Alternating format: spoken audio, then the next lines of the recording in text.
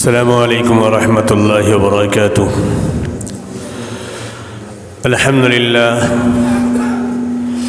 للہ رب العالمین، والصلاة والسلام على سید الانبیاء والمرسلین وعلى آلہ وصحبہ اجمعین، اما بعد فقد قال اللہ تبارک وتعالی فی القرآن المجید والفرقان الحمید، فاعوذ باللہ من الشیطان الرجیم، بسم اللہ الرحمن الرحیم۔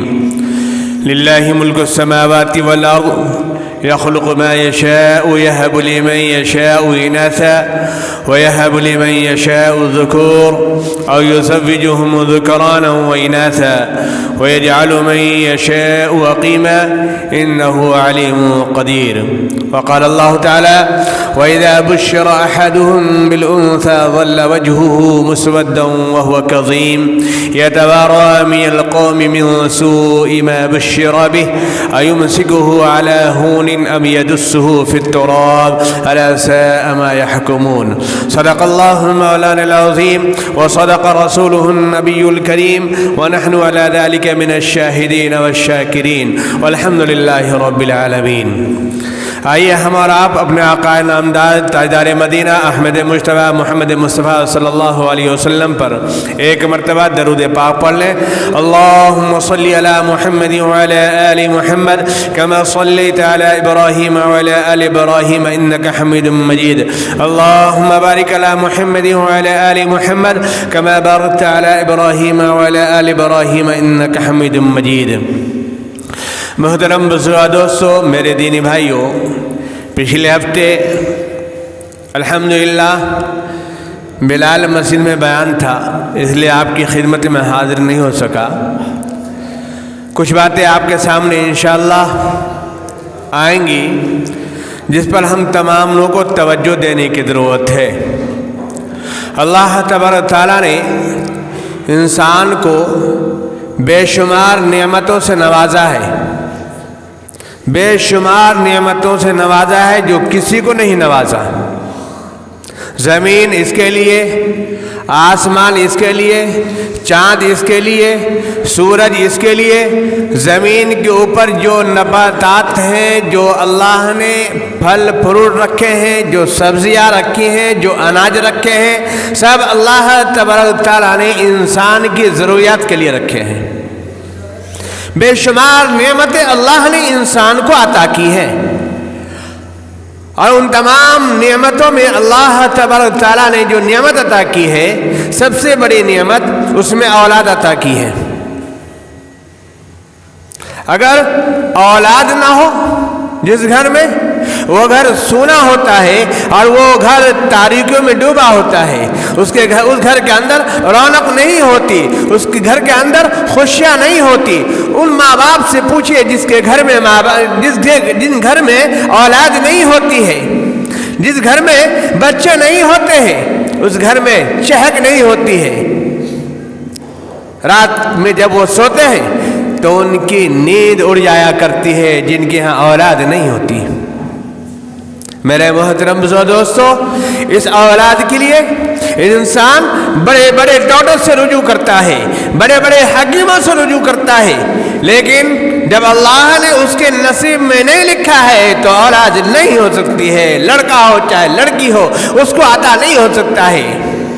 جب تک اللہ نہیں چاہے گا اس کو اولاد نہیں ہو سکتی ہے، اولاد نہیں مل سکتی ہے۔ عزیزان گرامی، بہت سارے لوگوں نے جو طاقتور بھی ہے، ہٹے کٹے ہیں، تندرست و توانا ہے، اللہ نے مال بھی عطا کیا ہے، دولت سے بھی اللہ نے سرفراز کیا ہے، کسی چیز کی ان کے ہاں کوئی کمی نہیں، لیکن اللہ نے ان کو اولاد عطا نہیں کی، اولاد نہیں دی۔ لیکن وہی ایک غریب آدمی جو روز کماتا ہے، روز کھاتا ہے، لیکن وہاں اس کے یہاں دیکھیے اولاد اللہ نے کتنی عطا کی ہے۔ اللہ تعالیٰ اس کو رزق عطا کر رہا ہے اور اولاد جیسی نعمت بھی عطا کر دیتا ہے، لیکن دیکھنے میں جو ہٹے کٹے ہوتے ہیں ان کو اولاد عطا نہیں کرتا۔ ہم دیکھتے ہیں کہ بیوی بھی تندرست ہے، شوہر بھی تندرست ہے، لیکن اولاد عطا نہیں کرتا ہے، وہ اللہ کی مرضی ہے۔ میرے محترم دوستو، جب اللہ اولاد کی نعمت عطا کرتا ہے تو ہمارے اوپر ذمہ داریاں بنتی ہیں کہ اگر لڑکا ہو چاہے لڑکی ہو، ذمہ داری کیا بنتی ہے کہ اس کی پرورش صحیح سے کی جائے، اس کی تربیت صحیح سے کی جائے، اس کی دیکھ بھال اچھی طریقے سے کی جائے، اس کی تعلیم اچھے ڈھنگ سے دی جائے، اس کے لیے اچھے ٹیچر رکھے جائے، اچھے استاد رکھے جائے جو دینی تعلیم بھی دیں اور عصری تعلیم بھی دیں۔ لیکن آج ہمارے حالات لڑکوں کے تعلق سے الگ ہے اور لڑکیوں کے تعلق سے الگ ہے۔ عزیزان گرامی، ہمارے بڑے کہا کرتے ہیں کہ مرد اگر پڑھتا ہے، لڑکا پڑھتا ہے تو وہ اکیلا پڑھتا ہے، ایک فرد پڑھتا ہے، اگر کوئی لڑکی پڑھتی ہے تو پورا گھر پڑھتا ہے۔ وجہ کیا ہے؟ مرد ذریعہ معاش کے لیے باہر نکلتے ہیں، لیکن گھر میں کون رہتی ہے؟ ایک عورت رہتی ہے، ماں رہتی ہے، جو اپنے بچوں کو تعلیم بھی دیتی ہے اور اپنے بچے کی تربیت بھی کرتی ہے۔ اس لیے بچوں کی تعلیم پر زیادہ توجہ دینے کی ضرورت ہے۔ لیکن ہمارے حالات الٹے ہیں، ہم ہر آسائش لڑکوں کے لیے، اچھے کپڑے لڑکوں کے لیے، اچھے ٹیچر لڑکوں کے لیے، اچھا پہناوا، اچھا کھانا پینا لڑکوں کے لیے، لڑکیوں پر توجہ نہیں دی جاتی۔ عزیزان گرامی، حضور پاک صلی اللہ علیہ وسلم کے پاس لڑکے بھی تھے اور لڑکیاں بھی تھی۔ حضرت لوط علیہ السلام اور حضرت شعیب علیہ السلام کے پاس صرف لڑکیاں ہی لڑکیاں تھیں۔ حضرت ابراہیم علیہ السلام کے پاس صرف لڑکے ہی تھے، اور حضرت یحییٰ اور حضرت عیسیٰ علیہ السلام کے پاس کوئی اولاد نہیں تھی، نہ لڑکے تھے نہ لڑکیاں تھیں۔ اللہ تبارک تعالیٰ نے ہمارے نبی محمد رسول اللہ صلی اللہ علیہ وسلم کو اولاد عطا کی، لڑکے بھی عطا کیا اور لڑکیاں بھی عطا کی۔ آپ کی زندگی میں لڑکے فوت ہو گئے، آپ کی زندگی میں 3 لڑکیاں فوت ہو گئیں۔ حضرت فاطمہ رضی اللہ تعالیٰ عنہ آپ کی آخری زندگی تک تھی، آپ کو بے حد محبت، بے حد پیار تھا حضرت فاطمہ رضی اللہ تعالیٰ عنہ سے، آپ کی اولاد سے۔ حضور پاک صلی اللہ علیہ وسلم جب کہیں غزوے سے تشریف لاتے، جنگ سے تشریف لاتے، تو سب سے پہلے حضور پاک صلی اللہ علیہ وسلم ازواج مطہرات کے پاس نہیں جاتے، بلکہ اپنی بیٹی فاطمہ رضی اللہ تعالیٰ عنہ کے گھر پہ پہنچتے اور جاتے تو اپنی بیٹی کا بوسہ لیتے، اپنی بیٹی کے ہاتھوں کو چومتے، ہمیشہ خیال رکھا کرتے تھے۔ نبی پاک محمد رسول اللہ صلی اللہ علیہ وسلم نے ارشاد فرمایا، صحابہ کرام رضوان اللہ تعالی علیہم اجمعین تشریف فرما ہے، حضور پاک صلی اللہ علیہ وسلم نے فرمایا کہ جس کے پاس 3 بیٹیاں ہوں یا 3 بہنیں ہوں، 3 بیٹیاں ہوں اور اس کو آزمایا جائے اور اس کی مشقتوں کو برداشت کرے، نبی صلی اللہ علیہ وسلم ارشاد فرماتے ہیں کہ جس نے اس کو اچھی طریقے سے پڑھایا لکھایا، اس کی اچھی طریقے سے تربیت کی اور اچھی جگہ شادی بیاہ کر دیا، نبی صلی اللہ علیہ وسلم فرماتے ہیں کہ وہ جنت کا حقدار ہو گیا۔ کس کا حقدار ہو گیا؟ جنت کا۔ بولا بھی کیجیے کبھی کبھی، کس کا ہو گیا؟ جنت کا حقدار ہو گیا۔ لڑکوں کے بارے میں نہیں آیا، لڑکوں کے بارے میں نہیں آیا، لڑکیوں کے بارے میں آیا۔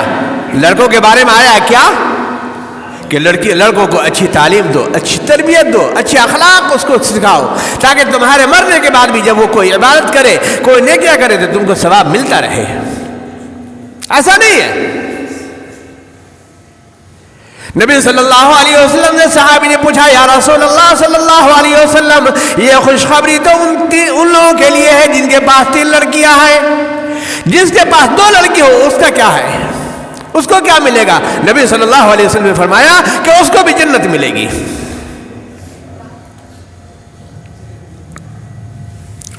عزیزان گرامی، حضرت پاک صلی اللہ علیہ وسلم کے پاس حضرت عائشہ صدیقہ رضی اللہ تعالی عنہ نے تذکرہ کیا ایک واقعہ کا۔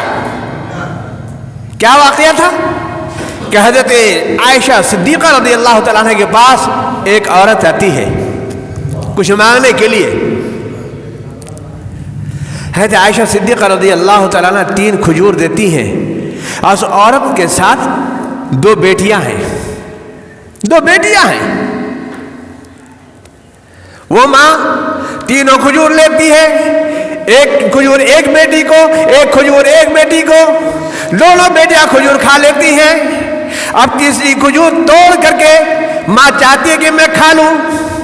ادھر سے ایک بیٹی للچاوی نظروں سے دیکھتی ہے. دونوں کھجور کا ایک ٹکڑا ایک بیٹی کو پھر دوسری بیٹی کو دے دیتی ہے. خود نہیں کھاتی. یہ ماں ہوتی ہے. اس ماں کی ناقدری کرتے ہیں ہم. اس ماں کے سامنے ہم زور سے بولتے ہیں. اس ماں کو ذلیل کرتے ہیں. ماں باپ کی جو قربانیاں ہوتی ہیں وہ فراموش نہیں کی جا سکتی. اس کا حق ادا نہیں کیا جا سکتا. ابھی وہ موضوع نہیں کہ میں اس پر گفتگو کروں.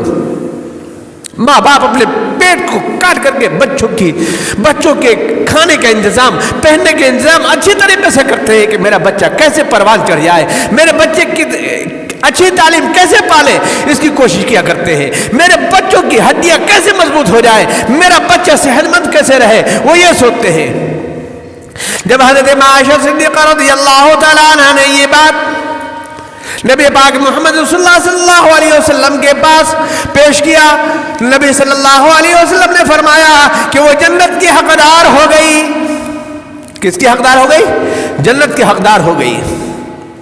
میرے دوستو, بزرگوں, یہ اولاد اللہ کی نعمت ہے. جب یہ اسلام نہیں آیا تھا, محمد رسول اللہ صلی اللہ علیہ وسلم مبعوث نہیں ہوئے تھے, تو کیا حال تھا زمانے جاہلیت میں. اے میری ماں بہنوں, احسان ہے اسلام کا تمہارے اوپر. زمانے جاہلیت ہے, لوگ اپنی بچیوں کو زندہ دفن کر دیا کرتے تھے. اسلام آنے سے قبل وہ جگہ آج بھی باقی ہے. آپ جب کبھی جائیں گے تو وہ جگہ کو دیکھیں گے کہ وہ جگہ آج بھی خالی ہے جہاں زندہ دفن کر دیا کرتے تھے. قرآن کریم کہتا ہے يَتَوَارَىٰ مِنَ الْقَوْمِ وَإِذَا بُشِّرَ أَحَدُهُم بِالْأُنثَىٰ ظَلَّ وَجْهُهُ مُسْوَدًّا وَهُوَ كَظِيمٌ. زمانے جاہلیت میں جب کوئی خبر دیتا کہ تمہاری یہاں لڑکی پیدا ہوئی ہے, وَإِذَا بُشِّرَ أَحَدُهُم بِالْأُنثَىٰ, جب خوشخبری دی جاتی, بتایا جاتا کہ تمہارے یہاں لڑکی پیدا ہوئی ہے, تو کیا ہوتا؟ خوشی سے پھولے نہیں سماتا. نہیں. ظَلَّ وَجْهُهُ مُسْوَدًّا وَهُوَ كَظِيمٌ. اس کے چہرے پہ مایوسی آ جاتی, اندھیرا پڑ جاتا, چہرہ اتر جاتا کہ مجھے کسی کا سسر بننا پڑے گا, میرا کوئی داماد بنے گا. ذلت سمجھتے تھے بیٹی کا ہونا, بیٹی کی پیدائش کا ہونا ذلت سمجھتے تھے زمانہ جاہلیت میں. يَتَوَارَىٰ مِنَ الْقَوْمِ مِن سُوءِ مَا بُشِّرَ بِهِ. جب یہ خوشخبری دی جاتی کہ لڑکی ہوئی ہے تو اب وہ کیا کرتا؟ اپنے لوگوں سے, اپنی قوم سے چہرے کو چھپاتا پھرتا. اب میں کیا کروں؟ يَتَوَارَىٰ مِنَ الْقَوْمِ مِن سُوءِ مَا بُشِّرَ بِهِ. کیا کروں میں اس کو؟ یہ ذلت کو میں برداشت کروں؟ کیا کروں؟ چہرے پر مایوسی چھائی ہوئی ہے, لوگوں سے چھپا پھر رہا ہے. اَيُمْسِكُهُ عَلَىٰ هُونٍ اب يَدُسُّ فِي التُّرَابِ. ذلت کے ساتھ اس بیٹی کو میں برداشت کروں زندگی بھر, یا کیا کروں؟ فی التراب, یا مٹی میں دفن کر دوں. ظالم باپ جو ہوتا تھا وہ مٹی میں دفن کر دیا کرتا تھا. اے میری ماں بہنوں, یہ اسلام ہے جس نے تم کو فوقیت دی, تمہاری اہمیت کو بتایا, تمہاری وقار کو بتایا, تمہاری عظمت کو بتایا, اور بتایا کہ اگر تم ماں کی شکل میں ہو تو تمہارا درجہ ماں کے قدموں کے نیچے ہے, ماں کے قدموں کے نیچے جنت ہے. یہ درجہ تمہارا بتایا.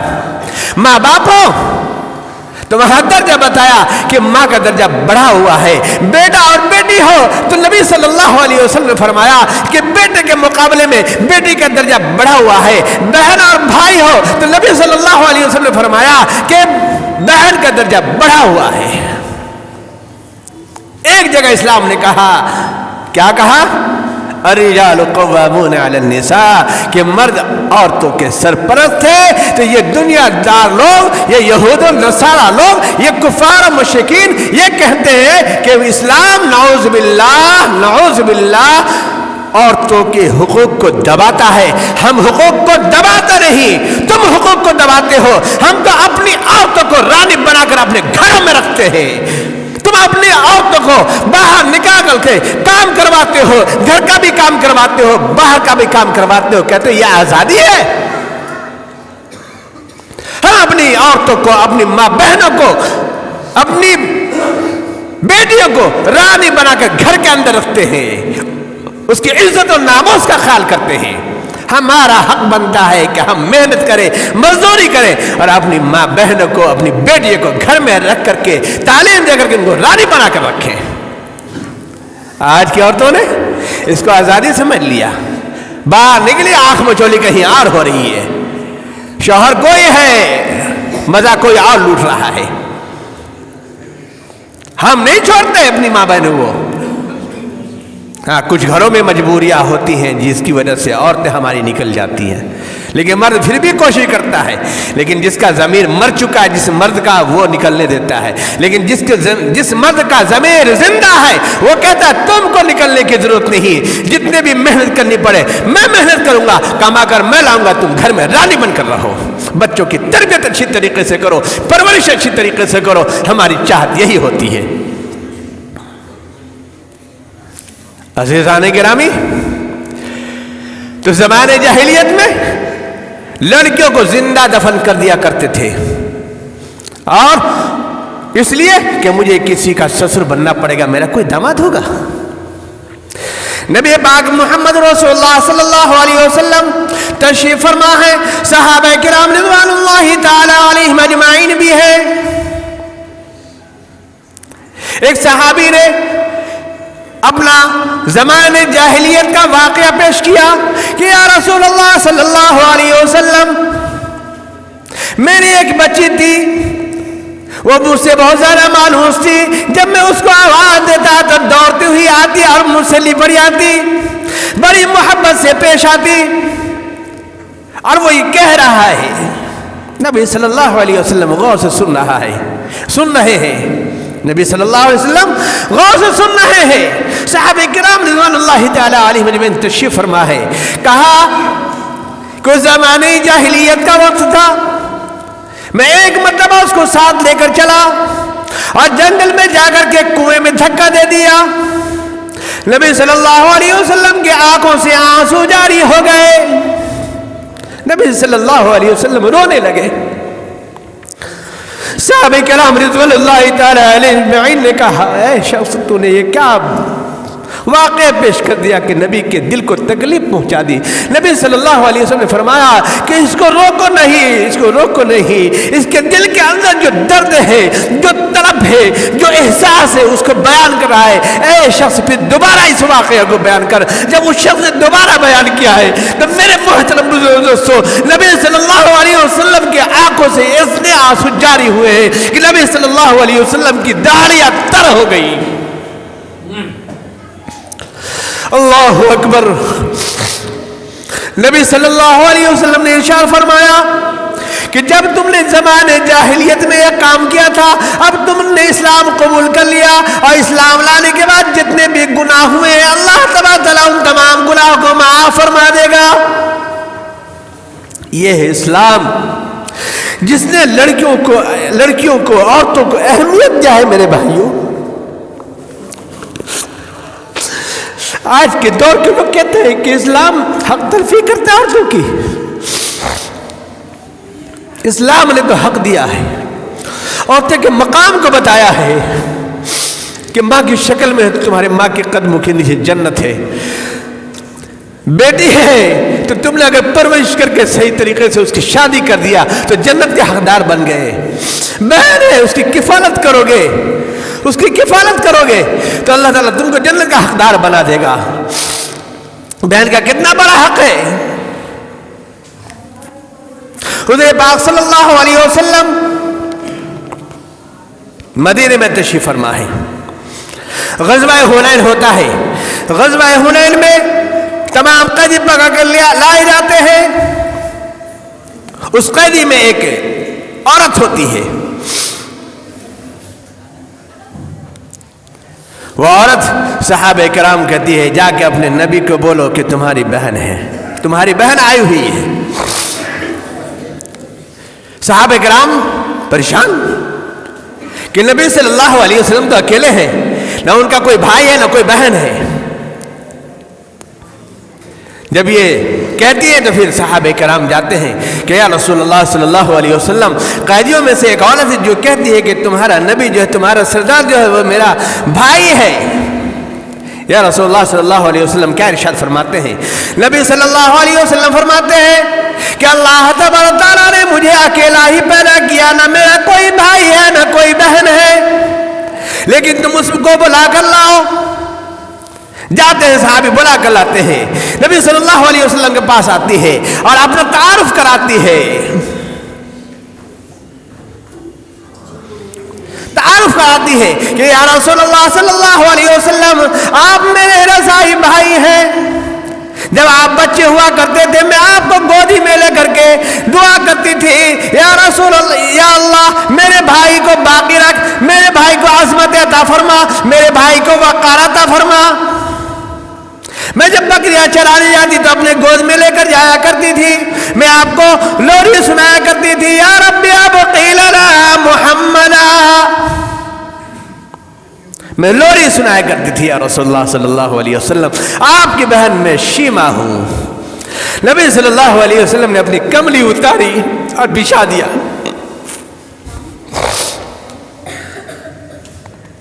کہا بیٹھو، اس کملی پر بیٹھو، یہ بہن کی عظمت ہے، یہ بہن کا وقار ہے۔ ایک بہن کی عزت لٹ جائے کہ بھائی برداشت نہیں کر سکتا ہے، گوارا نہیں کر سکتا ہے۔ اے میرے بھائیوں، نبی صلی اللہ علیہ وسلم نے بیٹی کی عظمت بھی بتایا اور بہن کی عظمت بھی بتایا ہے۔ نبی صلی اللہ علیہ وسلم نے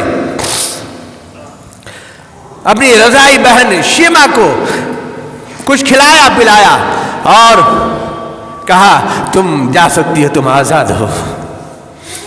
کیا فرمایا؟ یا رسول اللہ صلی اللہ علیہ وسلم، آج آپ نے بہن ہو کر کے اگر مجھے آزاد کر دیا، جو میرے ساتھ قیدی ہو کر آئے تو وہ کیا کہیں گے؟ اس بہن کے عوض میں، اس بہن کی عزت کو رکھتے ہوئے نبی صلی اللہ علیہ وسلم نے تمام قیدی کو آزاد کرنے کا حکم صادر فرما دیا، اور اس کا فائدہ کیا ہوا؟ تمام قیدیوں نے اسلام قبول کر لیا۔ میرے بھائیوں، آج بہن کی وراثت کو لے کر بیٹھے ہوئے جی، وراثت کھا رہے ہیں ہم مسلمان۔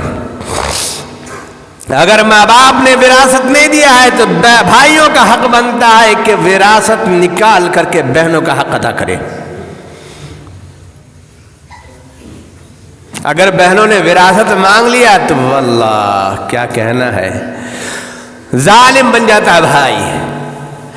تو وراثت لے گی، تیری شادی کرا دیا، تجھے جہیز دیا، تجھے یہ دیا، تجھے وہ دیا، آج کے بعد سے تیرا کوئی رشتہ ہمارے ساتھ نہیں۔ وراثت دینے کے بعد بھائی بہن کا حق بنتا ہے، اس کے بعد اس کے ساتھ صلہ رحمی کیجیے، وراثت دیجیے۔ آپ لوگ وراثت اگر آپ رکھے ہوئے، یاد رکھیے یہ حرام ہے آپ کا استعمال کرنا۔ بات لینا خاصہ بہن کہتی ہے کہ بھائی سے کیسے مانگوں، بھائی کا دل ٹوٹ جائے گا جی، دل پر پتھر رکھ کے بہن بولتی ہے کہ نہیں مجھے نہیں چاہیے اپنا حق۔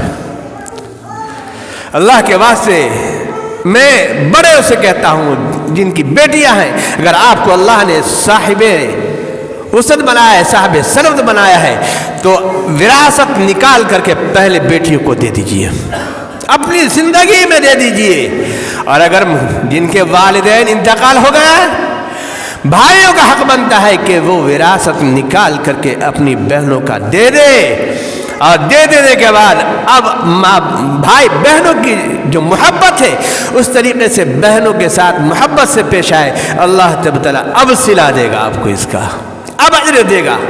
یہ محبت ہے میرے بھائیوں۔ تو کہنا یہ ہے کہ اپنی بچیوں کی تربیت اچھی طریقے سے کیجیے، پڑھائیے، لیکن اس پر نگاہ بھی سخت رکھیے۔ کالج جا رہی ہے، اس پر نگاہ سخت رکھیے۔ تعلیم دیجیے، تعلیم دینا منع نہیں ہے، اگر تعلیم آپ نے ان کو نہیں دیا تو گھر کا گھر جاہل رہ جائے گا، اور اگر آپ نے تعلیم بچیوں کو دے دیا تو یاد رکھیے وہ خود بھی تعلیم یافتہ ہوگی اور اپنے بچوں کو بھی تعلیم یافتہ بنائے گی، اور وہی عورتیں، وہی لڑکیاں اچھی تربیت کرتی ہیں جن کے پاس تعلیم ہوتی ہے۔ جس کے پاس تعلیم نہیں ہوتی وہ کہیں کے نہیں ہوتے۔ اس لیے میرے بھائیوں، بزرگوں اور دوستوں، اپنی بچیوں کا خیال کیجیے، اپنی بچیوں کو تعلیم دیجیے، اس کے ساتھ لڑکوں کو بھی تعلیم دیجیے۔ میں نہیں کہتا کہ صرف لڑکیوں کو ہی تعلیم دیں، لڑکے اور لڑکیوں دونوں کو تعلیم دینا ہے، دونوں پر سخت نگاہ رکھنا ہے تاکہ ہمارے بچے کہیں گمراہ نہ ہو، کہیں وہ راستے سے بھٹک نہ جائے۔ تعلیم ہوگی تو ترقی کریں گے، تعلیم نہیں ہوگی تو تنزلی پر جائیں گے۔ اس لیے آپ سے مؤدبانہ گزارش ہے میری کہ بیٹیوں کا بھی خیال کیجیے اور بیٹوں کا بھی خیال کیجیے۔ اللہ تبارک تعالی ہم تمام لوگوں کو قرآن و حدیث پر عمل کرنے کی توفیق عطا فرمائے، اور اپنی بیٹیوں اور بہنوں کی کفالت کرنے کا بھی اللہ تبارک تعالی ہمیں توفیق عطا فرمائے، اور تعلیم پر بھرپور اللہ تبارک تعالی ہمیں نظر رکھنے کی توفیق عطا فرمائے، اور اللہ سے دعا کریں کہ اللہ تبارک تعالی آپ کو بھی اور مجھے بھی ان تمام باتوں پر عمل کرنے کی توفیق عطا فرمائے۔ وآخر دعوانا الحمدللہ رب العالمین۔ سنت پڑھ لے بھائی۔